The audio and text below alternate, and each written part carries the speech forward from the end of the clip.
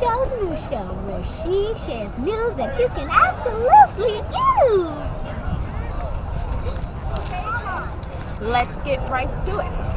I'm on my way to Washington for marching jobs and justice. I'm on my way to Washington to march for jobs and justice. Well, just in case you need to recommit to the fight for equality, here are some causes. In 1963, the black unemployment rate was 11%, while the white unemployment rate was 5%. Now in 2013, the black unemployment rate is 12.6%, with the decline in the month of July, while the white unemployment rate is 6.6%, with a total of 11.5 million people unemployed. And these figures include those discouraged workers and marginally attached workers. I encourage you to visit the Bureau of Labor and Statistics to get the meaning of these terms. The courthouse allowed voters registration 2 days a month or closed for lunch in 1963.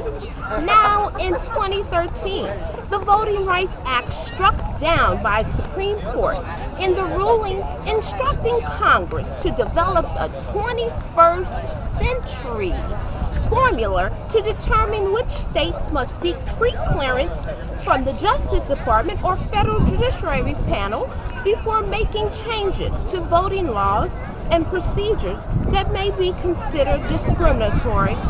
Well, at least the Supreme Court didn't discriminate with passing the same-sex marriage bill. I'm not an advisor by profession, so I encourage you all to go out to the DMV to obtain your IDs. After all, a voiceless people is a hopeless people, says Amelia Boynton. In 1963, segregation in public schools. Now in 2013, more schools are closing or have been reformed to a voucher program with underpaid teachers. Maybe King Kendrick Lamar can spark the conversation for a salary increase. However, we shall overcome.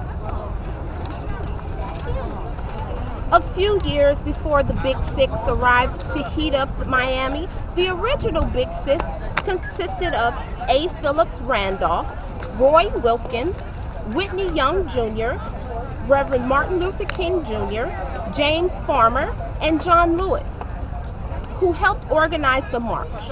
Once A.Philip Randolph had a genius idea, and he agreed that the next major demonstration ought to be brought to the nation's capital.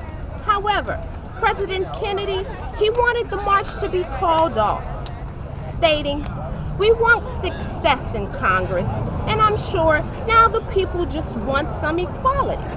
By the way, before any Big Six could organize and unify with the plan, George Washington needed some assistance with how the nation's capital should look.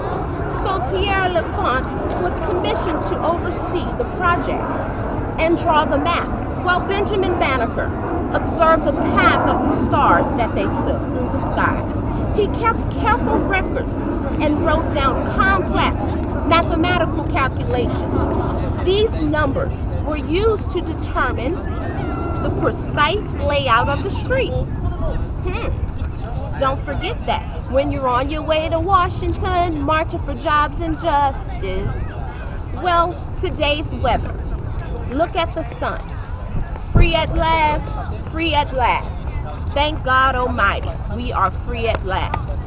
Let's also pray for the people that are in Egypt. Well, that's all the news I have that you can absolutely use for today, August 14th, 2013. Peace.